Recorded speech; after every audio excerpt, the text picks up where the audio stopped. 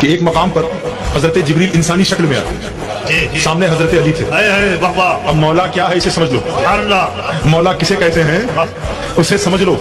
تو حضرت جبریل نے انسانی شکل میں آ کے پوچھا، یا امیر المؤمنین ان کنت صادقا فاخبرنی این جبریل، اگر آپ سچے ہیں، پڑھے لکھے ہیں، ابھی مجھے بتائیے اس وقت جبریل کہاں ہے؟ بڑا سخت سوال تھا، اور کس کس شکل میں آیا؟ انسانی شکل میں۔ لیکن وہ مولا کائنات سے سوال کیا نا، کس سے سوال کیا؟